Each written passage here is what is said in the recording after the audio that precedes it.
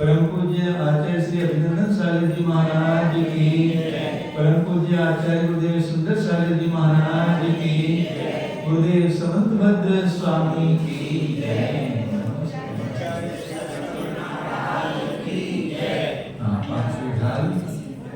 मुनि सकल व्रति बड़ भागी, भव भोगन रागी, वैराग्य पावन माई, जिनके अनुपेक्षा आई, जिनका सम सुख जाए, जिनी गलन पवन के आए, जब ही आत्म जाने, तब ही शुभ शुभ नामे, जो अनगन बोधन नारी, हर जन आज्ञाकारी, इंद्रिय भोग चिन्ह थाई, सुर चपला चपलाई, सुर असुर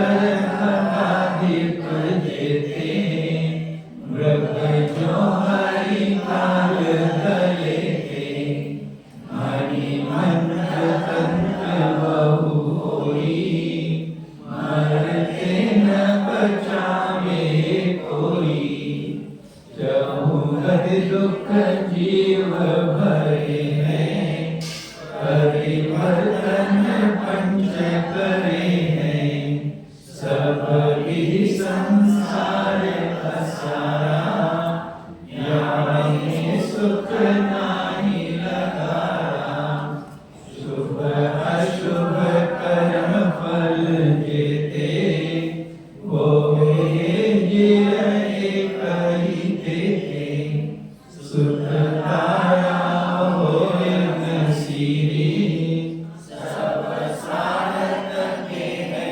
गिरी। यहाँ कर हुआ था, यहाँ कर एकत्व भावना।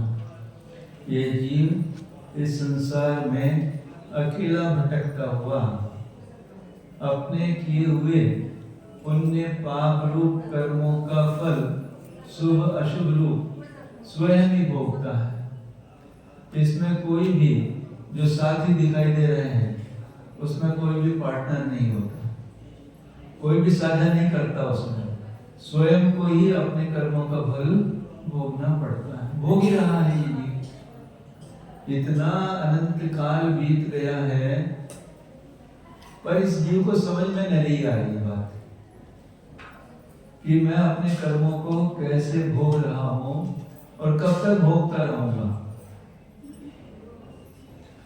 कहीं तो रोक लगानी पड़ेगी ना। कर्जा फेडना है, उसको फेडने के लिए या उसके ब्याज को देने के लिए दूसरे से कर्जा ले लोगे तो कर्जा कभी खत्म होने वाला है क्या? ऐसे ये जीव पहले कर्म का बंद किया, बोधे में आया, उसका सुख दुख फिर उसने एंजॉय किया, ऐसा कहना चाहिए। एंजॉय कर रहा ना, सुख को भी दुख को भी एंजॉय कर रहा। हाँ, स्वर्ग में जो देव लोग सुख भोग रहे हैं, हाँ, सुख भोगते टाइम को पाप लगता है। हाँ, क्या बात है। सारी पाप रूप क्रियाएं हैं, वो सुख कैसे हो सकता है? सुनो, देवों के सुख को कितना सुख कहा जो जिह्वा से कहा नहीं जा सकता। ऐसा सुख देवों को है, पर कैसा सुख है वो? देखो, यदि सम्यक दर्शन ज्ञान चारित्र की चर्चा करते हुए उनको अपनी आत्मा का सुख आ रहा है, वो तो सच्चा सुख है। पर जो ऐसे इतने भोगों की प्रचुरता है, उन भोगों में सुख मान रहे हैं, तो वो सुख नहीं, वो तो पाप ही है। इंद्रियों के सुख है ना सारे। इंद्रियों के सुख कभी भी पुण्य रूप नहीं हो सकते, पाप रूप ही हैं। सारी क्रियाएं पाप रूप हैं। पाप की क्रिया, अभी माता जी ने एक प्रश्न किया था, आप उत्तर दिया नहीं उसका। निश्चय क्या है, व्यवहार क्या है? ये बहुत बर्निंग क्वेश्चन है। जिसको आप व्यवहार मान ले वो व्यवहार है ही नहीं, वो तो पाप रूप क्रिया है भैया। आज कोई पाहुना ट्रेन पर आ रहा है, जवाई आ रहा है, उसको ट्रेन पे लेने जाओगे, जाने पड़ेगा ना, तो ये व्यवहार है क्या? हाँ बोलो भैया, बोलो, इसको व्यवहार कहोगे क्या? ये सब पाप रूप क्रिया है। व्यवहार किसको कहा?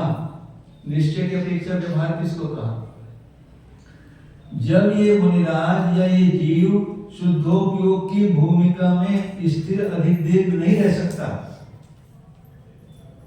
उस समय वहां से च्युत होकर जिनेंद्र देव की अर्चना, उनके गुणों में मग्न होना, और उनको गुणों में मग्न होते हुए भी कह रहा है, हे भगवान, आपसे तो मेरी बात कोई छुपी नहीं है।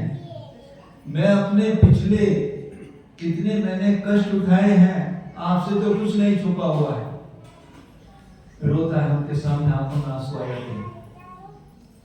अपनी आत्मा का आवेदन करते करते जब भगवान के गुणों का गुणगान करते हुए, तब पिछले दुखों को भी, कितने दुख उठा के ये जीव यहाँ आया है, इसको व्यवहार कहा है। इसके अलावा तो सारी क्रियाएं पाप रूप है। व्यवहार वो व्यवहार है जो व्यवहार हमें निश्चय में ले जाए। इसके अलावा सब पाप रूप क्रियाएं हैं। तो अनादिकाल इस जीव को हो गया है क्या? पति मेरा है, पत्नी मेरी, इसके बिना ये मेरे आधार है, ये मेरे सहायक हैं। कभी एकत्व का चिंतन नहीं किया इसने। मुनिराज जंगल में खड़े हैं अकेले, जहां ध्यान जाता देव का भी भेद नहीं है, वो शुद्धोपयोग की भूमिका है। वो एकत्व का चिंतन करते हैं कि इस अनंतानंद लोक आकाश में मैं बस इतना हूं। असंख्यात प्रदेशी ये मेरा जीव द्रव्य, मेरा बस मात्र अस्तित्व इतना मात्र है, इसके अलावा मेरा कुछ नहीं। ये एकत्व हो रहे हैं इसके अंदर। ऐसा भाव जब आए, वो एकत्व भावना। मैं रात को 4 बजे लेटते हूँ ना, मुनिराज पाटे में जिस समय अधिक देर तक बैठ नहीं सकते तो लेटते हैं, उस समय भी क्या चिंतन चल रहा है कि ये बाह्य शरीर को छोड़कर वर्तमान में इसी अवगाहना रूप ये जो मेरे आत्म प्रदेश है, बस मैं इतना ही तो हूं। इसके अलावा ये मेरा गुरु है, ये मेरा शिष्य है, ये मेरा पाठा है, ये मेरी किताब है, ये कपाट, कुछ भी एक परमाणु मात्र भी ऐसा भिन्न कर लेते सबसे, ये मैं हूं, ये एकत्व भावना है। इतना एकत्व का चिंतन आ जाए अपने अंदर, ये एकत्व भावना की बार बार बार बार वो चिंतन करते हैं। बस ये निज शुद्धात्मा अभी आया था ना, उसकी रुचि यानी उसका श्रद्धान, ये ज्ञान असंख्यात प्रदेशी मेरा जीव द्रव्य, और बस अपने उपयोग को उसी में विचरण कराना, ये चारित्र, ये सम्यक रत्न अभेद रूप से वो बहुत देर नहीं रह पाते उसमें भी, इस चिंतन में भी बहुत देर नहीं रह पाते, बाहर आते हैं। फिर जिनेंद्र देव की स्तुति, भगवान की स्तुति, हे प्रभु आप समोसर में ऐसे विराजमान हैं, उनको आंखें बंद करके उपयोग को ले जाते हैं। बाहर सभाएं लगी हुई हैं, मैं भी मुनि के रूप में उस अवसर में विराजमान हूं और भगवान की दिव्य धुरी का पान करना, ऐसा चिंतन करते जो व्यवहार करते, और फिर वहां से छोड़ के फिर अपने पास आते, ऐसा बराबर चलते हुए। तो एकत्व ये अनुपेक्षा। आज अन्यत्व का चिंतन करेंगे, कैसा अन्यत्व भावना है। जल पय जो जियतन मिला, पै भिन्न भिन्न नहीं भेला।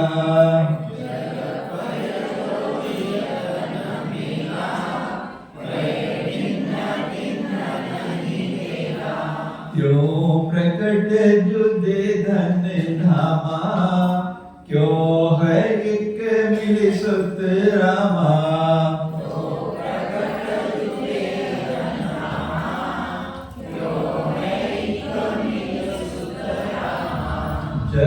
जो नियतन मेला है भिन्न भिन्न नहीं मेला।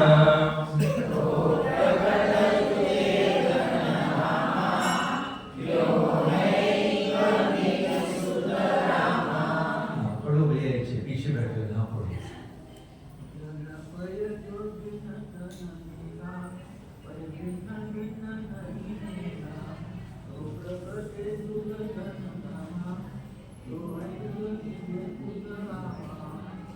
जल पय कहते हैं दूध को, जल और दूध ज्यों उनकी तरह से, जैसे जल पानी और दूध जिस तरह से मिले हुए हैं। जीय तन, ये जीव और तन माने शरीर, ये शरीर और ये जीव भी दोनों ऐसे मिले हुए हैं, दोनों मिले हैं ना, एक क्षेत्र उदाही है दोनों, पर दोनों की कैरेक्टरिस्टिक अलग है। हाँ भैया, दोनों के गुण अलग हैं, दोनों के लक्षण अलग हैं। ये शरीर कैसा है? नाशवान है, अनित्य है, रूप रस गंध वर्ण वाला है, उद्गलित है, उद्गली है ना। और जीव कैसा है? जीव की कैरेक्टरिस्टिक कैसे है? शाश्वत, नित्य, अमूर्त। इनकी दोनों में कुछ भी समानता नहीं है, पर दोनों मिले हुए हैं। एक आचार्य ने उदाहरण लिया, इन्होंने एक प्रयोग किया यहीं पर, मेला शब्द। मेला, मेले में जाते हो ना, मेला मतलब जहां बहुत लोग मिलते हैं उसको मेला कहा। मेला मराठी में गेट टुगेदर, इंग्लिश में गेट टुगेदर बोलेंगे, एग्जीबिशन और कुछ कह लो उसको, मेळावा म्हणतात, मेळावा मराठी में मेलावा। यानी बहुत सारे लोग वहां इकट्ठे हुए हैं, उसको एक नाम दे दिया मेला, पर सब अलग अलग है ना। ऐसे यहाँ भी मेला लगा हुआ है, जीव द्रव्य भी यहाँ पर है और पुद्गल भी, दोनों भी मिले हुए हैं। मेल तो है पर मेल नहीं है, मेल तो है पर मेल नहीं है, दोनों भिन्न भिन्न हैं, दोनों का कुछ भी मेल नहीं है। दूध और पानी लिया ना उच्चारण उदाहरण, दूध और पानी मिलकर एक लिक्विड बन गया, दूध बन गया। दूध बन गया क्या? हाँ भैया, दोनों तो मिले हुए हैं ना, पानी और दूध दोनों मिले हुए हैं, एक मिली हुई जैसी अवस्था है, पर मिले हुए हैं क्या? पानी पानी में है, दूध दूध में है। पानी अलग है, दूध दूध अलग है। पानी दूध रूप नहीं हुआ और दूध पानी रूप। हाँ भैया, शंका हो रही है, हो तो गए दोनों एक, अलग अलग कैसे कह रहे?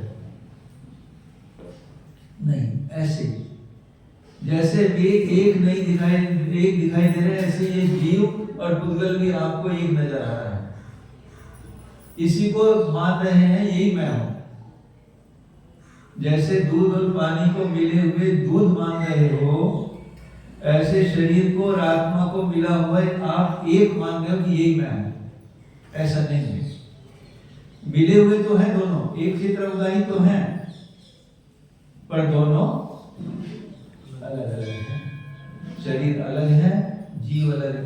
शुभ अजय जल पे जो जियतन मेला, जो जल और दूध जिस तरह से मिले हुए हैं, उसी तरह से ये जीव और तन यानी शरीर, ये दोनों भी मिले हुए हैं। पे भिन्न भिन्न, मिले हुए होने पर भी भिन्न भिन्न है, नहीं मेला ये मिले हुए नहीं है। दोनों के गुण अलग हैं, दोनों के द्रव्य दोनों अलग अलग हैं। ऐसा दृढ़ श्रद्धा, ये दोनों बिल्कुल भिन्न हैं। तो ये जीव जब शरीर से भिन्न है, जब ये जीव इस मिले हुए शरीर से भी भिन्न है, तो स्त्री से भिन्न है कि अभिन्न है? ये तो साक्षात के अलग दिखाई दे रहे हैं ना। पुत्र अलग है, पत्नी अलग है, घर अलग है, फिर भी अपना मान रहा है कि ये मैं हूं, इस रूप ही मैं हूं, ऐसा मान रहा है। जितने भी संयोग है ना, संयोग तो वियोग रूप होकर ही आते हैं। संयोग का तो नाश होना निश्चित है, संयोग तो अनित्य ही है। तो ये दोनों का भी संयोग कैसा है? ये छूटने वाला है ना। और रोज देखते हैं, अपने डेली लाइफ में देखते हैं ना, कोई मर गया, शरीर अलग हो गया, जीव कहीं पहुंच गया, और देखो कैसी कैसी व्यवस्था है। ये छोड़ के जा रहा है यहाँ से, तो यहाँ लोग रो रहे हैं, और जहाँ पहुंच रहा है वहां बाजे बज रहे। होता नहीं ऐसा? मान लीजिए यहाँ से ये जीव ने शरीर छोड़ा, तो यहाँ तो कैसी हालत होती है लोगों की, घर वालों की, मोह के कारण। और वहां जाके देखो, देव पर्याय में पहुंच गया, एक अंदर मूर्ति के अंदर ही कुमार बन गया, देव आ गए, देवांगनाएं आ गई, ले जाएंगे स्नान गृह में, ले जाएंगे, अच्छे से स्नान कराएंगे, फिर वहां से देव वंदना करने के लिए ले जाएंगे, बाजे बजाएंगे, खूब बाजे बजते वहां पर। यहाँ रोना हो रहा है, वहां बाजे बज रहे हैं। कोई जीव कह रहा है देखो अवधि ज्ञान से, ये भी पागल है, ये भी पागल है।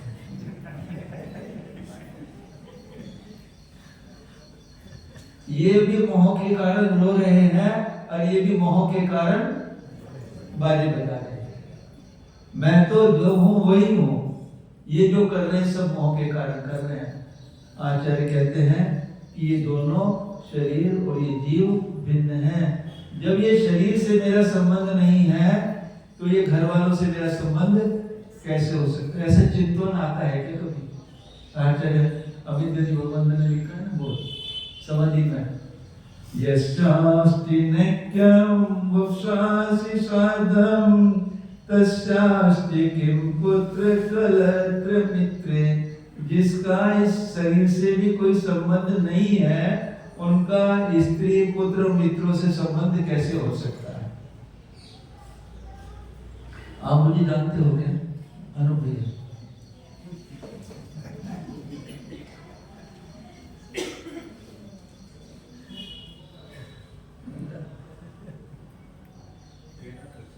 जो जिसको तुम जानते हो मैं नहीं हूं भैया, इसको जानते हो ना, ये मैं हूं क्या? और जो मैं हूं वो तो दिखाई नहीं देता, तो उसको कैसे जानोगे? यही गलती हो रही है। हम जिसको जान रहे हैं ये मेरा है, वो वास्तव में मेरा है ही नहीं। जो मैं निज शुद्धात्म चिदानंद चैतन्य रूप एक जीव द्रव्य हूं, वो तो मैं हूं, उसके अलावा और कुछ भी नहीं।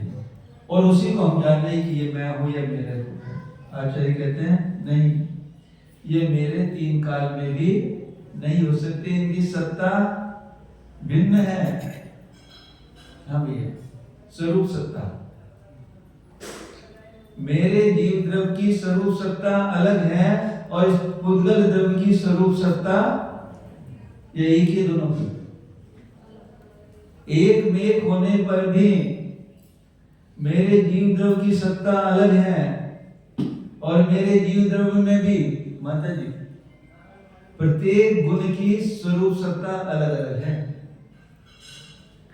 इस पुद्गल में भी जो एक शरीर दिखाई दे रहा, इसके भी प्रत्येक परमाणु की अपनी अपनी एक स्वरूप सत्ता है। ये तो स्कंद दिखाई दे रहा है, इस पुद्गल के भी और उनके रूप रस गंध वर्ण की स्वरूप सत्ता अलग अलग है। ये तो मेल करके कह दिया कि वर्ण, एक एक वर्ण में कितने कितने वर्ण हैं, कितनी कितनी उनकी पर्याय, काला पीला नाला नीला, और उनके भी एक एक काले रंग की भी कितनी कितनी पर्याय हैं। ये गाढ़ा नीला है, ये हल्का नीला है, ये और मीडियम है। एक एक वर्ण की अपनी अपनी स्वरूप सत्ता है। यदि पुद्गल की भी एक एक परमाणु की अलग अलग सत्ता, और उस परमाणु में भी उनके गुणों की अलग अलग स्वरूप सत्ता आओ अपने पास है। अब इस जीव द्रव्य को देखो, इसकी भी अलग सत्ता और उसके गुणों की भी एक एक अलग अलग स्वरूप सत्ता है। ऐसे इस द्रव्य की इस पुद्गल से भिन्न भिन्न सत्ता है। ऐसा अन्य तो हमारे मस्तिष्क में आना चाहिए। कुछ भी आज तो आपको सब मालूम हो जाएगा, क्योंकि ऐसी विशेष अवस्था, ऐसा क्षयोपम ज्ञान का आपको मिला हुआ है। आपने जान लिया है कि ये जीव द्रव्य की सत्ता अलग है और इस पुद्गल द्रव्य की सत्ता, ऐसा भेद विज्ञान हो गया है। कार्य करो घर में कोई बात नहीं, सब कार्य करते हुए भी उसमें राग का कितना स्तर है, द्वेष का कितना स्तर है, मोह का कितना स्तर है, अपने स्तर को जानो। मैं कितने राग से इसमें लगा हुआ, इसमें मुझे कितना अलगाव पैदा हो रहा है। दो द्रव्यों में अलगाव होता है ना, घर में रहते हुए भी। तो इस जीव से मुझे ये क्यों हो रहा है? उसकी सत्ता भिन्न है, मेरी सत्ता भिन्न है। इससे मैं राग करके क्यों कर्म बंद कर रहा हूं, या द्वेष करके भी नुकसान किसका हो रहा है? जो जल ज्यो जल पे जो जिए तन मिला, जैसे दूध और पानी मिले हुए हैं, ऐसे ये शरीर और ये आत्मा मिला हुआ है। मिले होते हुए भी भिन्न भिन्न है, नहीं भेदा ये मिले हुए नहीं है। क्यों प्रकट जुदे धन धामा, यदि यही भिन्न है तो जो प्रकट दिखने वाले, जो प्रकट भिन्न जुदे दिखने वाले हैं, धन घर स्त्री को अलग है ना। ये तो एक क्षेत्र उगाई होते, एक क्षेत्र उगाई भी नहीं है, अलग ही है बिल्कुल। तो वे मेरे कैसे हो सकते हैं? क्यों प्रकट जुदे धन धामा, क्यों है एक मिल सुत रामा। हे आत्मन, ये एक मिलकर ये एक में कैसे हो सकते हैं? ये मेरे एक कैसे हो सकते हैं? मेरे से तो बिल्कुल भिन्न है, इनसे मेरा एक साथ नहीं हो सकता। और समाई पाठ में लिखा, लसंति बाह्य मम केचनाता भवामि तेषां न कदाचनाहम्। ये बाह्य दिखने वाले ये मेरे किसी तरह से भी नहीं हो सकते, और मैं भी इनका कुछ हो सकता। ये भी मेरे कुछ नहीं है और मैं भी इनका कुछ, हाँ ऐसा है नहीं है। मैं, ये मेरे नहीं है और मैं भी इनका नहीं हूं। ये इनका अपना है, मेरा अपना है। परंतु फिर भी कितने राग द्वेष के कारण हम कितना कर्मबंध, ममत्व भाव है ना। जहां ममत्व भाव, चार चीज बताई थी, अहंकार, ममकार, कर्तृत्व, भोक्तृत्व, बस इसमें देख लो चार में मेरा क्या हो रहा है। यदि हो रहा है तो मिथ्यात्व की दशा है। यदि मैंने मान लिया कि ये मैं हूं, ये मैं हूं, यदि ये मेरे हैं, समझ रहे ना, या मैं इनका करने वाला हूं या भोगने वाला हूं, मिथ्यात्व दशा है ना। मैं मेरा ही हूं, इनका अलावा नहीं हो सकता, ये मेरे कभी तीन काल में नहीं हो सकते। लिखा ना कि पृथक कृते चरणे रोम कूपा, यदि शरीर से ये चमड़ी अलग कर दी जाए तो रोमकूप रह सकते हैं क्या? रोमकूप तभी तक है जब इसमें चमड़ी है, तो ये रोमकूप कैसे शरीर में रह सकते हैं? नहीं रह सकते। ऐसे ही ये सब, ये तो एक पेड़ के ऊपर बैठे हुए पक्षी हैं, आए हुए हैं, अलग अलग दिशाओं से आए हैं। जाना कहाँ है? कहाँ जाना भैया? सुबह होगी और सब अपनी अपनी दिशाओं को, कैसी कैसी दिशाएं हैं वो जीव अपने स्वयं ही निश्चित करता है, दूसरा उसकी दिशा निश्चित नहीं करता। श्रेणी पर चढ़कर भी उतरकर क्या हुआ? दिशा, परिणामों की दिशा, श्रेणी पर चढ़ रहा है। कितने उत्कृष्ट, कितने विशुद्ध परिणाम। कल चर्चा चल रही थी, कितने चढ़ पाते हैं पहले समय में, दूसरे संख्यात मनुष्यों में 2.5 दीप में 16 और 24, 30, 36 ऐसी संख्याएं थी एक समय में। कुल इतने जीव चढ़ते श्रेणी पर, अधिक से। और उस चढ़ के भी पहुंचा, 11वें स्थान में पहुंच गया। कितनी विशुद्धि आई, विशुद्धि से चढ़ रहा है ना। इतनी विशुद्धि से विशुद्ध होता हुआ चढ़ता गया, काल समाप्त हुआ, नीचे आया, नीचे आया, नीचे आया, परिणाम खराब होते चले गए, मिथ्यात्व में आया, मरण किया तो कहां पहुंच गया? देखो तो ये एक अपने अपने निज के स्वतंत्र भाव अपने हैं, दूसरे की नहीं है। तो मैं अपने कैसे भाव कर रहा हूं, कैसे मैं इस पर्याय को गवा रहा हूं, क्या हो रहा है, कुछ भी चिंता नहीं चलता। ये सब बाह्य में दिखने वाले मेरे से बिल्कुल जुदा हैं। अहमे को कलो शुद्धो दंसन नान मयो सदारूही, ऐसा चिंतन में आता है क्या? मैं तो केवल एक ज्ञान दर्शन रूपी अमूर्त द्रव्य हूं, नत्य अन्य मज्ज कितनी भी, कुछ मेरे अंदर एक परमाणु मात्र भी बाह्य मेरे अंदर नहीं है किसी अन्य द्रव्य का। एक बाह्य परमाणु भी मेरा नहीं है। ऐसा दृढ़ निश्चय। कुछ देर तो चिंतन किया करो इन भावनाओं का। अन्य तो भावना, ये सब दिखने वाले मेरे से भिन्न हैं, कभी मेरे हो ही नहीं सकते 3 काल में। ये शरीर भी मेरा नहीं है, तो बाहर दिखने वाले मेरे कैसे हो सकते हैं? कुछ भी क्रियाएं करो घर में, वो कर सकते हो, परंतु उन क्रियाओं को करते हुए भेद विज्ञानी सम्यक दृष्टि जी रहता, मुझे ये क्रियाएं करनी पड़ रही है, मेरे करने योग्य नहीं है। ऐसा यदि चिंतन चलेगा तो कर्म बंध तो होगा, पर बहुत कम होगा, बहुत कर्म बंध होगा भेद विज्ञान के साथ। और ये इसका श्रद्धान होना कि ये ऐसा ही है, इसके अलावा और कुछ नहीं।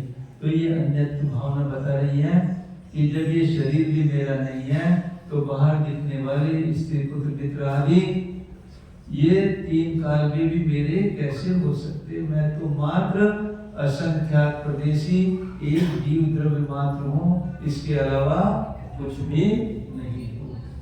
वो कर ध्यान।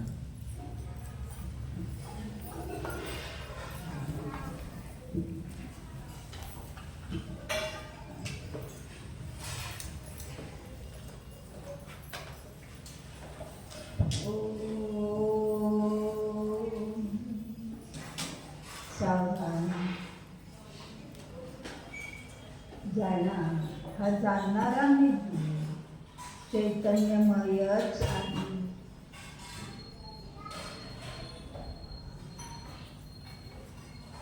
हे शरीर आणि जीव एका ठिकाणी दिसत आहे,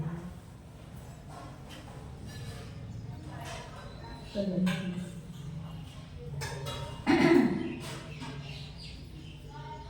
शरीर उद्गल परमाणूचा पिंड आहे, अचेतन आहे, ते काहीही जाणतच नाही। हा मी जीव चैतन्यमय आहे, चेतनेनेच रचलेला आहे। या जीवद्रव्याचे सर्व प्रदेश चैतन्यमयच आहे। गुणही चैतन्यमयच आहे. स्वभाव जाणायचा आहे. दोन्हींचा स्वभाव अत्यंत भिन्न आहे.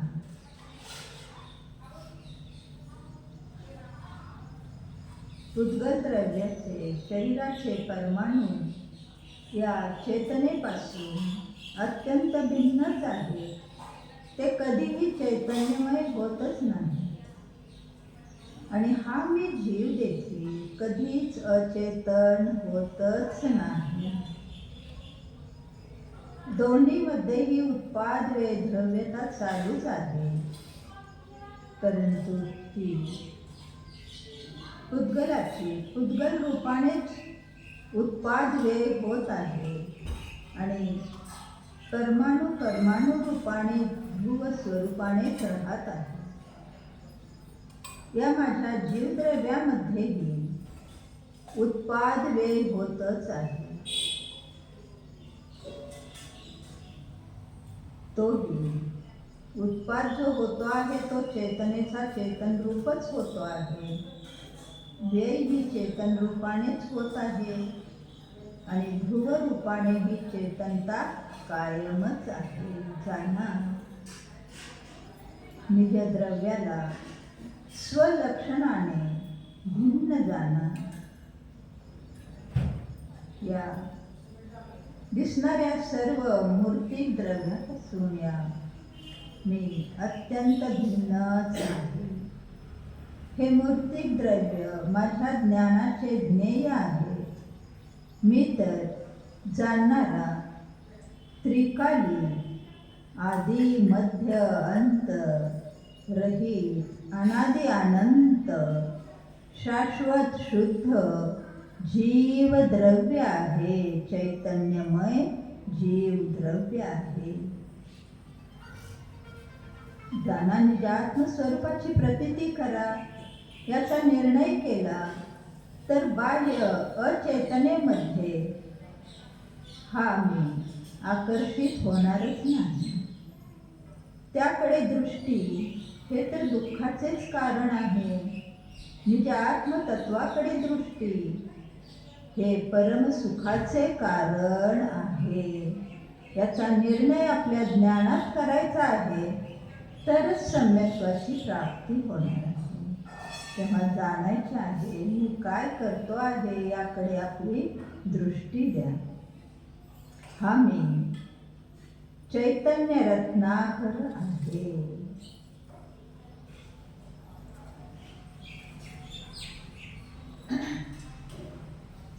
चेतनेचाच घनपिंड आहे.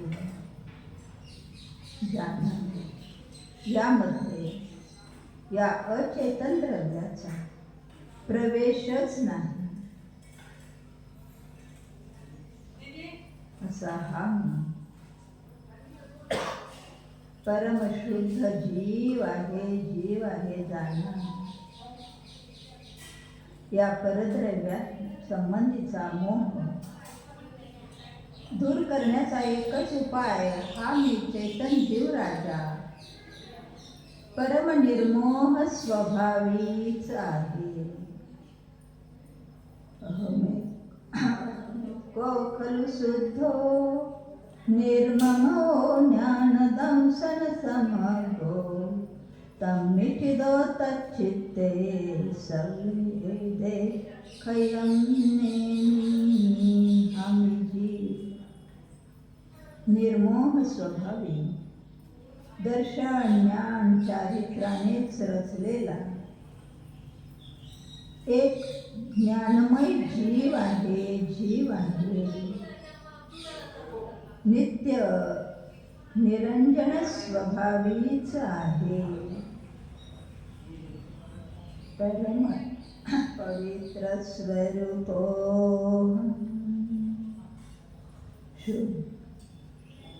शुद्धो निस्संगो